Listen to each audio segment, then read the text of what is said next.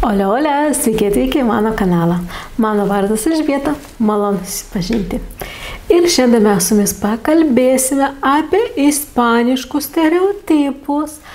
Ir šitame jau video lauksiu jūsų nuomonių ir jūsų pavyzdžių. Taip sakant, noriu, kad jūs pasidalintumėte savo patirtimi ir savo žvilgsniu į ispaniškus stereotipus ir apie pačius ispanus. Ar tikrai ispanai yra tokie tinginiai, nedirba, geria vyną, turi savo siestas, fiestas ir daugiau nieko?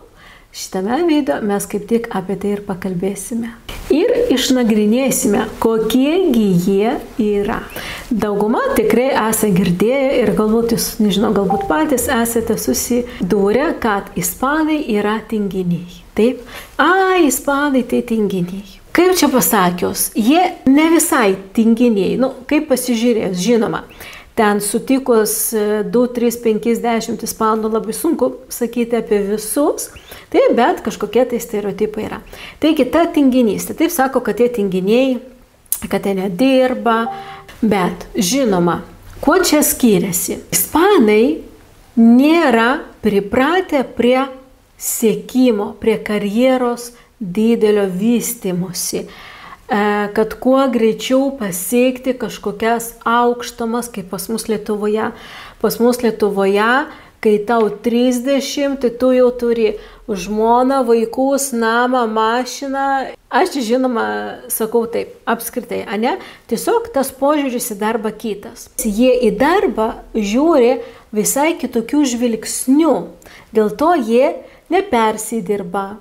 Dėl to jie laiku išeina iš darbo, jie ilgiau nepasėdės, jiems priklauso pauzė, jie tą pauzę nuo minutės iki minutės ją ir paims. Taip? Jie kitaip tiesiog žiūri į tą darbą. Jie, taip sakant, galima sakyti, kad jie labiau priima tai, ką turi. Taip, mes vis norime daugiau uždirbti, daugiau turėti. Čia labai gerai, aš nesakau, kad čia blogai. Čia labai geri tokie tikslai. Taip, geras tas mūsų vidinis stumiklis yra, ne? Bet pas ispanus daugumoj nėra to tokio, kad reikia būti geresniam, kad reikia daugiau dirbti, reikia daugiau stengtis, kad pasiekti, kad būti, kad... nėra. Bet čia dėl to, kad jie labiau džiaugiasi tuo, ką turi, jie tame randa laimę. Ir dėl to pasakyti, kad jie visi tinginiai, sunku pasakyti, kad jie visi tinginiai, ane?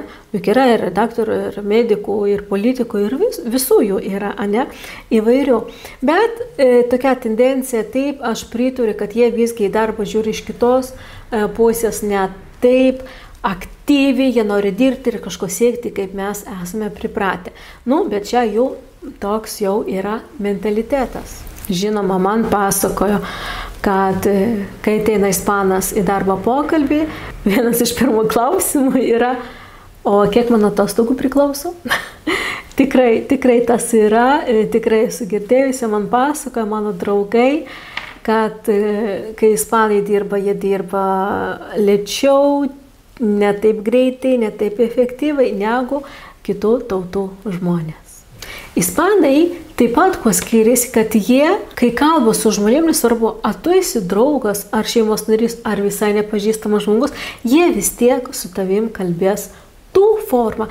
Jie netgi turi tokį veiksmažodį, tutear, taip, tutear, vadinasi kalbėti tu formą. Jie gali ir banke sėdėti, taip kalbėti. O ta užtėt forma, taip užtėt, kuri yra pagarbioji, kurią mes naudojame jūs, taip, pavyzdžiui, aš susitikau su jūsų tėvais, taip, su jūsų, čia pagarbioji forma, ta užtėt yra.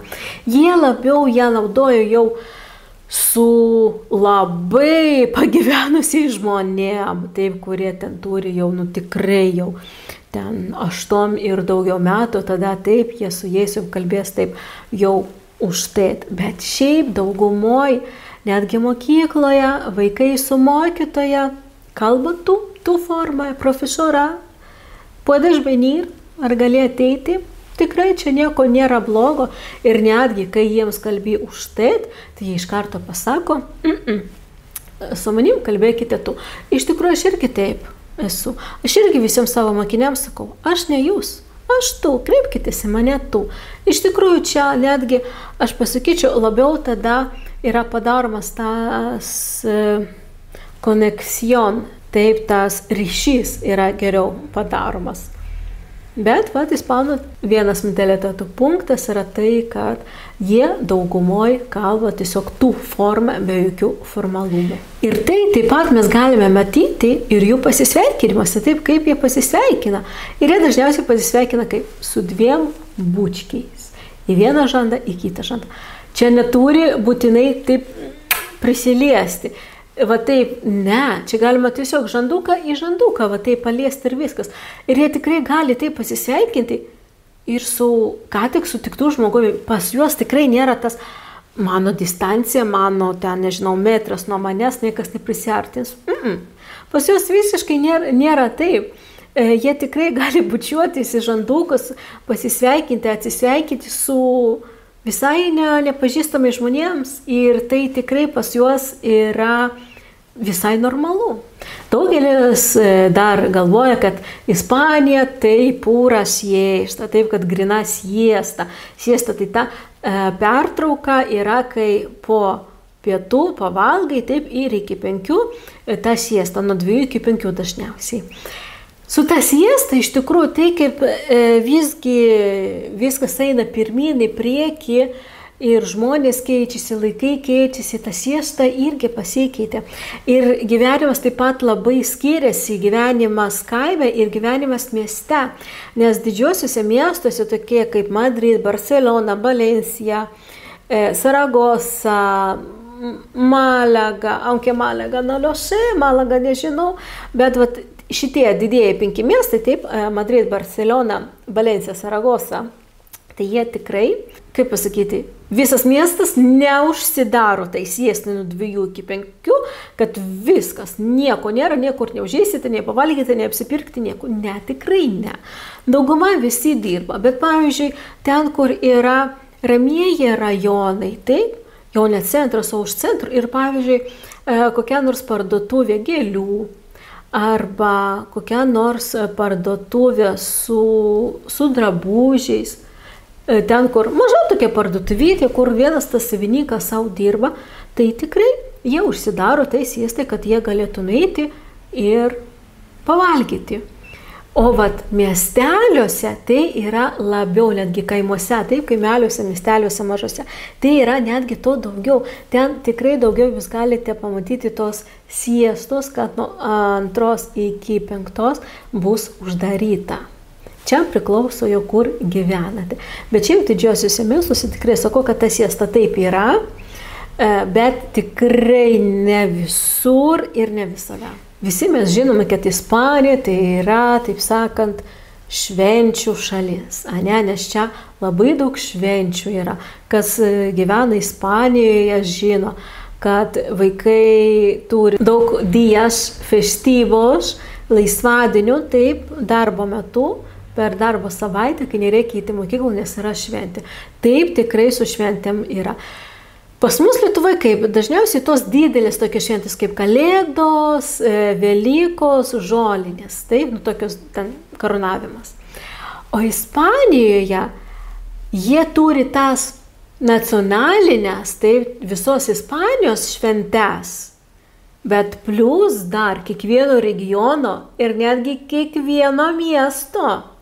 Aš gyvenu Valencijos regioną ir pavyzdžiui, tikrai yra buvę, kad mes Valencijoje einam į mokyklą, o kažkokiame miestelėje festivo, o ten nedarbo diena, nes ten jie turi savo kažkokią šventę.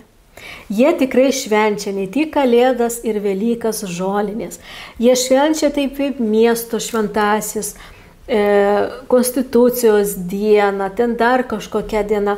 Iš tikrųjų, tų švenčių yra labai daug. Fajas, čia Valencijoje yra labai populiarios. Čia vaikai nesimoko ketvirtadienį ir penktadienį jau prieš tos šventės uždarimą. tikrai jie švenčia ir dėl to jie tikrai turi daug švenčių. Bet kas įdomu, jie nesėdi namie šventė ir aš sėdėsiu namie. Ne, pas juos yra didelės šventės, labai dažnai su paradais. Eina žmonės apsirengę, taip būtent tą temą, kur yra šventė. Kažkokie koncertai, dar kas nors. Tikrai ispanai tas šventės švenčia labai taip, kaip čia pasakius, iš didelės raidės, ne, jau švenčia, tai ne tik pasidėti namie prie stalo, ne, visiškai čia dažniausiai jie visi susibūrė gatvėse, aikštėse, žiūri, dainuoja. Tikrai, aš manau, tai yra didelis pliusas, kad taip žmonės dar labiau susijungia tarpusavį. Ispaniškos atostogos. Čia įdomus yra dalykas, kad kas gyvena Ispanijoje vėl, jau turbūt yra susidūręs, kad agosto, rugpjūtis yra atostogų mėnuo. Aš kaip visada sakau, rugpjūtis, visa Ispanija atostogose. Ir taip iš tikrųjų yra. Gali būti banko padaliniai uždaryti, gali būti restoranas, parduotuvė, gali būti kabėti iškaba, kad mes išėjome atostogų ir grįšime rugsėjo 2 pavyzdžiui. Ir visam mėnesiu jie išeina atostogų. Ir tikrai beveik visi ima atostogas rugpjūtį. Nes žinoma, iš vienos pusės rugpjūtis yra vienas iš karščiausių mėnesių.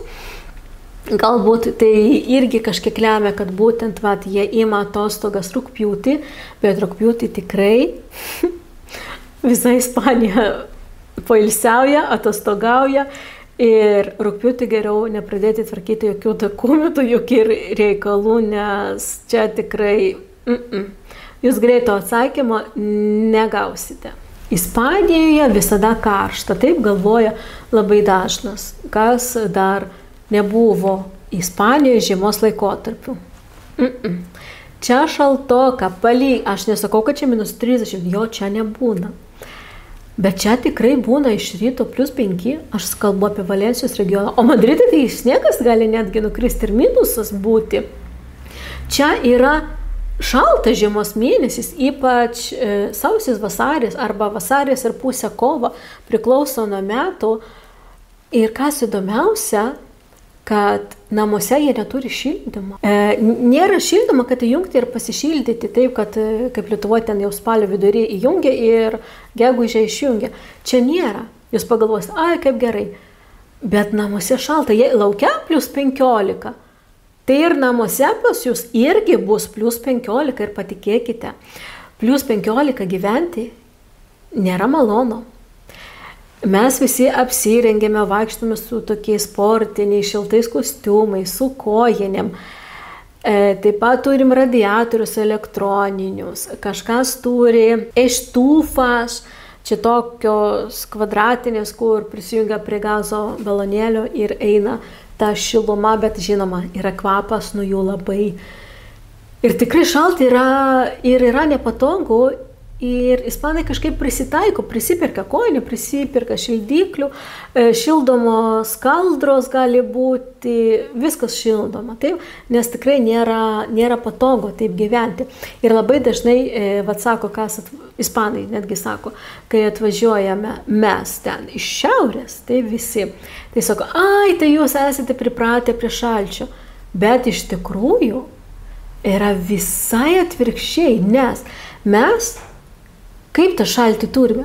Mes kol gatve einame šaltą, bet namo ateiname, su trumpom rankovėm vaikštom. Kažkur tai sėdim, kažkokiam restorane, banke, irgi šilta, taip nusirengiam.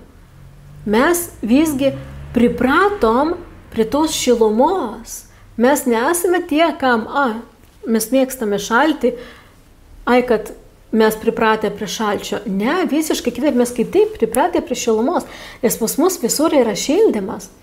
O ispanai, kaip tik jie labiau ištveria tą šaltį, nes jie taip gyvena, jie neturi tų šildymų ir jie nuo mažumos jau taip mokosi gyventi con estufas, con aire acondicionado, con radiadores eléctricos, su visu tuo jie taip ir gyvena. Ir aš tuo pačiu Irgi taip gyvenu. Ir labai gerai, pas ką būtas išeina į saulėtą pusę, į pietų pusę. Žiemos laikotarpiu, nes saulė prišildo. Bet tie būtai ir namai, kur langai išeina į šiaurinę pusę, tai patikėkite, ten neprisišildo niekas. Ir laukia būna šilčiau nei namie. Ir dėl to irgi ispanai praleidžia daug laiko laukia. Dėl to ten seneliai, jaunimas, jie visi yra laukia, sėdi, kavutę geria, alų geria. Tikrai tai jiems yra normalu ant saulytis, kad pasišildyti, nes labai daug kokie būtai neturi saulės ir namie yra šalta. Dėl to aš manau, žiemos metu ir iš visus metus šiaip yra, kad žmonės nesėdi namie. Jie mėgsta kažkur eiti, kažką daryti, susitikti su draugais, susitikti su šeimos narės. Jiems yra normalu išeiti išgerti kavą į barą, čia apačioje, taip namo bariuke. Arba išeiti kažką užkasti su draugais ar su pažįstamais. Čia patikėkite, ne tik jaunimas tai daro, bet ir seneliai ir senelės. Iš ryto tikrai galima, aš pavyzdžiui, kai einu į sporto salę, aš matau, kaip 7 ryto, 7:30 gali būti, sėdi jau seneliai su kavyte ir žaidžia domino. Ir žinokite, čia beveik kiekvieną dieną jie tai daro. Sekantis dalykas yra, kad ar po 40 baigėsi gyvenimas, kaip mūsų šalyse taip yra, ane? Kad kai tau 50, kažkiek jau 60, ypač ten, kai jau artėja 70, jau močiutės, kas sėdi namie, niekur neišeina, viskas. O čia ne. Čia 40 gali pagimdyti pirmą vaiką, negali, o taip ir daro, ypač paskutiniais metais. 40 jie tik, taip sakant, neseniai tik pradėjo gyventi atskirai, nes labai daug kas gyvena labai ilgai su tėvais dėl ekonominių situacijų. Ir dėl to jiems 40 metų čia yra dar jaunas žmogus. Dar visas gyvenimas prieš akis. Arba žmogus gali pakeisti profesiją netgi, eiti visai kitų kelių. Tikrai gali pakeisti net gyvenimą. Ir žmonės čia džiūgauja, išeina, susitinka, eina į barus, eina į diskotekas. Diskotekų netgi galima ir baruose pamatyti tikrai 50-60 amžiaus žmonių. O vaikštant po parkus, po gatves, geriant kavą, alų, tikrai mes galime pamatyti žmonės, kuriems yra virš 80 metų. Aš netgi mačiau keletą kartų, kaip seneliai ėjo į kazino. Tikrai. Aš pamenu Saragosai, kai mokiausi, čia buvo mano senelė su vatu, nežinau kaip jis vadinasi, taip, kuris padeda vaikščioti, ir tai ėjo į kazino. Va, kur žmonės gyvena. Sekmadienį viskas uždaryta. Ne viskas uždaryta, irgi tas stereotipas yra. Taip reikia vėl nagrinėti. Čia didelis miestas, čia yra miestelis, čia yra kaimas. Ir būtent dar kas tai yra? Ar tai yra kavinė? Ar tai yra parduotuvė? Pavyzdžiui, didžiosiuose miestuose, tai mes tikrai maisto parduotuvės turime uždarytas. Bet mes turim Charter. Pavyzdžiui, tokia parduotuvė kaip Charter, man rodos Dija, galiu klysti, bet Charter tai 100%, jisai visada yra atidarytas. Ir tikrai nėra tokia, kad jūs išeisite ir nieko nebus, viskas bus uždaryta. Ne, tikrai ne. Restoranai yra atidaryti. Parduotuvę irgi galima surasti Charter, nueiti ir nusipirkti, ko reikia. Čia tikrai nėra taip, kad visa Ispanija sekmadieniui uždaryta. Ne, tikrai ne. Jeigu jūs kažkokiam mažam miestelį, tada galbūt labiau kažkas bus uždaryta. Reikia visada žiūrėti ten, kur jūs gyvenate. Ir žinoma, visada bus didžiosiuose miestuose daugiau galimybių, daugiau kažko atidaryto ir daug lengviau kažką surasti. Na ir šiandien paskutinis toks stereotipas, kad ispanai geria vyną. Aš nepasakyčiau, kad visi ispanai geria vyną. Ne. Aš netgi pasakyčiau, kad jie labai daug renkasi alų. Ir jeigu eiti ir žiūrėti į staliukus, į bariukus, po rajonus, tai galima pamatyti, kad labai dažnai jie užsisako alaus, o ne vyno. Vyną, aš manau, jie rečiau netgi geria negu alų. Vynas daugiau priimtina yra prie vakarienės išgerti arba sekmadienį per pietus su šeima, o alus čia toks yra atsigaivinti. Taip, išgeriai alus ir nuėjai. Jie čia į alkoholį visai kitą požiūrį turi, taip visai kitaip tai daro, jie neprisigeria. Jie pačioje serveise, taip, jie nemato, kad reikia prisigerti. Ne, jie atsigeria vieną latą ir viskas, ir jiems to užtenka. Ir tikrai čia labai, aš ne tai, kad labai mažai, o aš netgi esu mačiusi savo tai prisiminti, kad aš matyčiau va tokio ten 40-50 amžiaus žmonės girtus. Tikrai gatvėje taip nepamatysi. Jaunimus taip. Ypač šeštadienio vakarą, penktadienio vakarą jaunimą aš čia kita kategorija, a ne kitoks ritmas pas juos yra. Bet šiaip žmonės daugumoje nėra tiek alkoholikų. Iš tikrųjų, jie į alkoholį žiūri kaip paskanauti, o ne prisigerti. Na, o jūs, ar sutinkate su visais stereotipais, kuriuos aš pasakiau? Ar jūs taip pat galvojate, ar galbūt jūs galvojate kažkaip kitaip apie kažkokį stereotipą? Rašykite komentaruose, bendraukime. Man labai įdomu, ką jūs galvojate, jūsų patirtis ir kaip jums atrodo ispanai, kaip jums atrodo tie stereotipai jų. Taip pat neužmirškite prenumeruoti kanalą ir nepamirškite apie laiką. Tai labai mane palaikymas. Ir įkvėpimas iš laiko, aš matau, kad jums patinka, įdomu ir mane tai įkvėpia dar ir dar jums filmuoti video. Taip pat jūs galite komentaruose rašyti, kokias temas norėtumėte pamatyti mano kanale, arba apie ką norite, kad aš pakalbėčiau, arba ką norite, kad aš parodyčiau. Tikrai rašykite komentaruose, nes aš juos skaitau ir jums atsakau. O aš dabar atsisveikinu, hasta pronto, nos vemos en otro video.